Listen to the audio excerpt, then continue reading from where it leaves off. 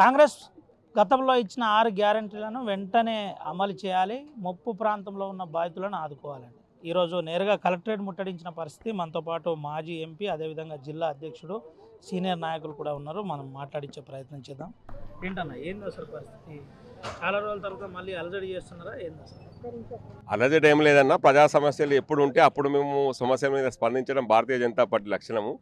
తీవ్రంగా వరదలతోటి రైతాంగం అంతా ఇబ్బందులలో ఉన్నారు. ఏదైతే గోదావరి పరివాహక ప్రాంతము, ప్రాణహిత పరివాహక ప్రాంతం, 2 ప్రాంతాలలో కూడా రైతులు పత్తి పంట లోపల, అదేవిధంగా వరి పంటను తీవ్రంగా నష్టపోయినారు. అదేవిధంగా తీవ్ర వర్షాల వల్ల చాలామంది ఎన్టీఆర్ నగర్ లాంటి మళ్ళీ నీళ్లు రావడం, వాళ్ళు కోల్పోవడం, ఇండ్లు కోల్పోవడం జరుగుతూ ఉన్నది. అదేవిధంగా ఇందిరమ్మ ఇండ్ల లోపల ఏదైతే అనర్హులకు రాజకీయ ప్రమేయంతో వాళ్ళ పార్టీ కార్యకర్తల యొక్క సూచన మేరకు ఇస్తారు. అది ఇందిరమ్మ ఇండ్లు కాదు, అది ప్రధానమంత్రి ఆవాస్ యోజన. ప్రధానమంత్రి ఆవాస్ యోజన లోపల నిష్పాక్షికంగా ఇవ్వాలి.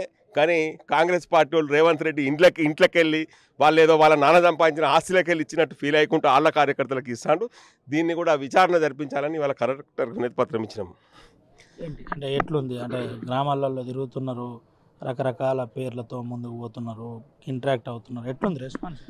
ఈసారి ప్రతిపక్షము బీజేపీకి అవకాశం ఇవ్వాలని చెప్పి కింది స్థాయి ప్రజలు, ఎవరైతే రైతాంగం ఉన్నది, కింది స్థాయి ప్రజలు ఉన్నారు, ఎవరికైతే చాలామంది గ్రామీణ ప్రాంతాల లోపల బీజేపీ లేదు అనుకునేటోళ్ళు కూడా ఒక చెంపపెట్టు లాంటి రిజల్ట్ ఈసారి రాబోతా ఉన్నది. ప్రతి గ్రామీణ ప్రాంతంలో కూడా ఇవాళ సర్పంచ్లకు మేము నిలబడతామని ముందొస్తున్నారు, వార్డు మెంబర్ల స్థాయిలో కూడా మేము నిలబడతామని ముందొస్తున్నారు. కాబట్టి ప్రజల లోపల చైతన్యం వచ్చింది. నరేంద్ర మోడీ నాయకత్వం పట్ల ప్రజలందరూ ఆకర్షితులు అవుతా ఉన్నారు. ఈసారి డబుల్ ఇంజన్ సర్కార్ రావడానికి ముందు స్థానిక సంస్థల లోపల భారతీయ జనతా పార్టీకి అపూర్వ ఆదరణ ప్రజల్లో నుంచి రాబోతా ఉన్నది. దాంతోపాటు మాజీ ఎంపీ ప్రస్తుతం వెంకటేష్ నేతో ఉన్నాడు, మాట్లాడిద్దాం. ఏంటన్నా మళ్ళీ చాలా రోజుల తర్వాత అంటే ముట్టడికి వచ్చారు? వాస్తవంగా తెలంగాణ రాష్ట్రంలో ఉన్నటువంటి కాంగ్రెస్ పార్టీ, ముందుగా కాంగ్రెస్ ప్రభుత్వం ఆచరణకు సాధ్యం కాని, అమలుకు నోచుకొని హామీలనిచ్చి ఈరోజు అధికారమే ధ్యేయంగా అధికారంలోకి వచ్చినటువంటి ప్రభుత్వం కాంగ్రెస్ ప్రభుత్వం. కాంగ్రెస్ ప్రభుత్వం అధికారంలోకి వచ్చినటువంటి 20 నెలలలో ఇచ్చినటువంటి ఏ హామీని కూడా పరిపూర్ణంగా నెరవేర్చినటువంటి పరిస్థితి లేదు. ఎందుకంటే కాంగ్రెస్ ప్రభుత్వంలో ఉన్నటువంటి మంత్రులు కానీ, ఎమ్మెల్యేలు కానీ, ఎంపీలు కానీ ఆస్తులు సంపాదించుకోవాలి, అవినీతి చేయాలి, అవినీతిలో కూరుకుపోయి అందరూ కూడా మేము ఏ రకంగా 100 కోట్లు 1000 కోట్లు సంపాదించాలనేటటువంటి లక్ష్యంతో పనిచేస్తున్నారు తప్ప తెలంగాణ రాష్ట్రంలో ఉన్నటువంటి రైతుల కోసం కానీ, మహిళల కోసం కానీ, వృద్ధుల కోసం కానీ, నిరుద్యోగుల కోసం కానీ, వికలాంగుల కోసం కానీ, అదేవిధంగా దళితుల కోసం కానీ పనిచేస్తున్నటువంటి పరిస్థితి కనబడట్లేదు. కాబట్టి ఏ గ్రామానికి వెళ్ళినా, ఏ మండలానికి వెళ్ళినా, ఎక్కడికి వెళ్ళినా ప్రజల్లో కాంగ్రెస్ ప్రభుత్వంపై ఒక వ్యతిరేకత వచ్చింది. విసిగిపోతున్నారు ఈ అవినీతిని చూసి, పరిపాలన సాధ్యం కాక. మొన్నటికి మొన్న తెలంగాణలో ఇప్పుడు మంచిర్యాల జిల్లాను ఒకసారి మనం మాట్లాడుకున్నట్లయితే భారీ వర్షాలతో, వరదలతో ఈరోజు ఎన్టీఆర్ నగరే కాదు, అటు చెన్నూరు నియోజకవర్గంలో కానివ్వండి, బెల్లంపల్లి నియోజకవర్గంలో కానివ్వండి, మంచిర్యాల నియోజకవర్గంలో కానివ్వండి, ఎంతో ప్రాణ నష్టం జరిగింది, ఆస్తి నష్టం జరిగింది. పేదవాళ్ళందరూ కూడా ఆకలితో అలమటిస్తూ ఉంటే ఈరోజు కాంగ్రెస్లో ఉన్నటువంటి ఎమ్మెల్యేలు కానీ, ఎంపీలు కానీ, అధికార యంత్రాంగం కానీ వాళ్ళ యొక్క సమస్యలను పరిష్కరించడానికి ముందుకు రానటువంటి దౌర్భాగ్యమైనటువంటి పరిస్థితి ఈ కాంగ్రెస్ ప్రభుత్వంలో ఉంది. గౌరవ నరేంద్ర మోడీ గారి నాయకత్వంలో ఈరోజు తెలంగాణ రాష్ట్రానికి 11 లక్షల కోట్లు గ్రామీణ అభివృద్ధి కోసం కానీ, రోడ్ల కోసం కానీ, అర్బన్ డెవలప్మెంట్ కోసం కానీ, వాటర్ సప్లై కోసం కానీ ఇచ్చినటువంటి ఘనత నరేంద్ర మోడీ గారిది.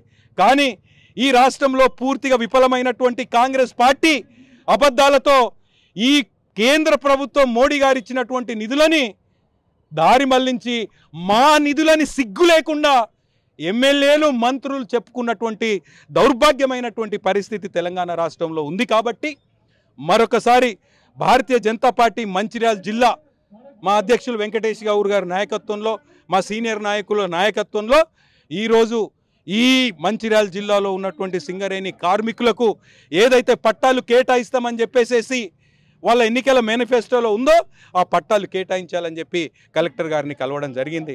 అదేవిధంగా ఇందిరమ్మ ఇండ్లలో అవకతవకలు జరిగినాయి. అర్హులైనటువంటి నిరుపేద కుటుంబాలకు ఇందిరమ్మ ఇండ్లను కేటాయించకపోవడం అనేటటువంటిది దురదృష్టకరం. కాబట్టి దాని మీద కూడా విచారణ జరిపి అర్హులైనటువంటి పేదవాళ్ళకి పార్టీలకు అతీతంగా ఇందిరమ్మ ఇండ్లను కేటాయించాలని చెప్పేసి కలెక్టర్ గారికి నివేదించడం జరిగింది.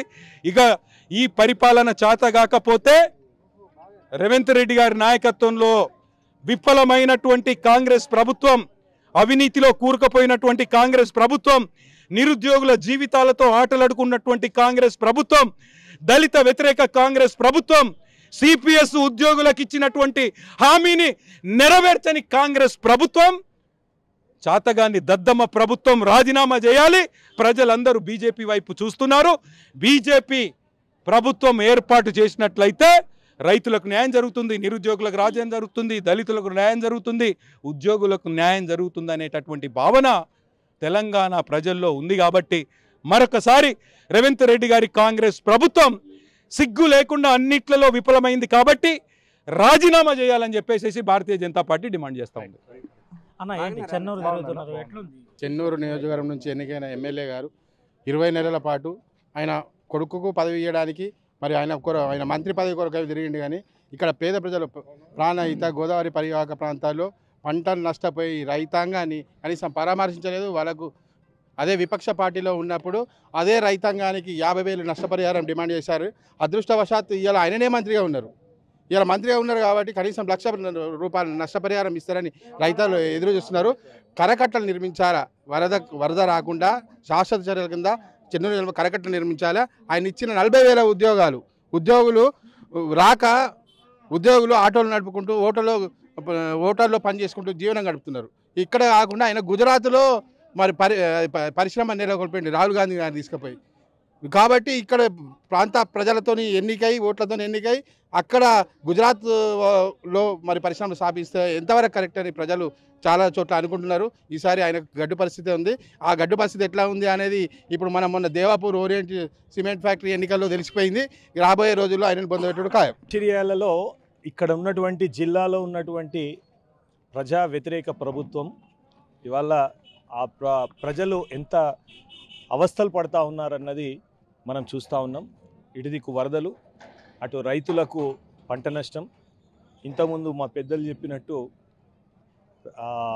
ఇండ్లు నిజంగా పేదలైన వారికి ఇండ్లు ఇవ్వకపోవడం, రాజీవ్ సహాయ నిధి అనేటువంటిది ఒక స్కీమ్ పెట్టి దాన్ని కూడా కేవలం కాంగ్రెస్ పార్టీకి సంబంధించినటువంటి కార్యకర్తలకు మాత్రమే ఇచ్చుకుంటూ పలు సమస్యలు 1-2 కాదు, అసలు సమస్యలంటే 6 గ్యారంటీలు అనేటువంటి పక్కకు పెట్టి కొత్తగా ఏదో సిటీలను డెవలప్ చేస్తాం, 4th సిటీ 5th సిటీ అనేటువంటి ఆ ధోరణిలో పోతున్నటువంటి కాంగ్రెస్ ప్రభుత్వానికి బుద్ధి చెప్పాలని ఈనాడు మా పెద్దలు గౌరవనీయులు మనందరి ప్రియతమ నాయకులు మాజీ పార్లమెంట్ సభ్యులు వెంకటేష్ నేత గారు, అదేవిధంగా మా బీజేపీ పార్టీ జిల్లా అధ్యక్షులు గౌరవనీయులు వెంకటేశ్వర గౌడ్ గారు, మా ఇంకొక ముఖ్యమైన నాయకుడు మా ఎర్రబెల్లి రఘునాథ్ అన్న గారు, అదేవిధంగా దుర్గం అశోక్ గారు, ఇంకా బీజేపీ శ్రేణులు అందరూ కూడా మొత్తం జిల్లా వ్యాప్తంగా వచ్చి కలెక్టర్ గారిని నిలదీయడం జరిగింది, కలెక్టర్ గారిని కోరడం జరిగింది.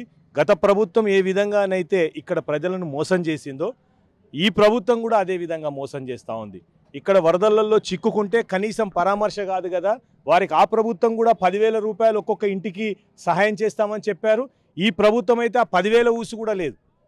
ఇలా చెప్పుకుంటూ పోతే చాలా దౌర్భాగ్యమైన పరిపాలన ఈనాడు ఉన్నటువంటి కాంగ్రెస్ ప్రభుత్వం చేస్తుంది. కాబట్టి దీన్ని కలెక్టర్ గారి దృష్టికి తీసుకుపోయినాం. రేపు భవిష్యత్తు లోపల ప్రభుత్వంపై ఇంకా ఒత్తిడి తీసుకొచ్చి వాళ్ళ మెడలు వంచి ఈనాడు ఉన్నటువంటి ప్రజలకు 6 గ్యారెంటీలు ఏవైతున్నాయో ఆ పరిష్కారం కోసం కృషి చేస్తాం. లేకపోతే చాతగాని కాంగ్రెస్ ప్రభుత్వం వెంటనే గద్దె దిగాలని చెప్పి కూడా భారతీయ జనతా పార్టీ నుంచి డిమాండ్ చేస్తున్నాం.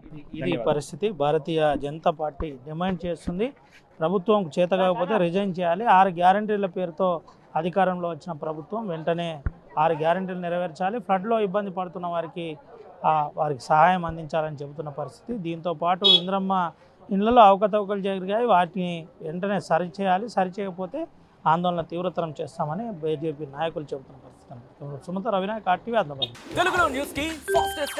ఇప్పుడు టోటలీ న్యూ అవతార్లో జస్ట్ 5 సెకండ్స్ లో కంప్లీట్ న్యూస్. సోషల్ మీడియాలో ట్రెండ్స్ కి one stop solution. Live TV app voice search option తో ఇప్పుడే డౌన్లోడ్ చేయండి లేదా అప్డేట్ అయిపోండి. యాప్ లింక్ డిస్క్రిప్షన్ లో ఉంది.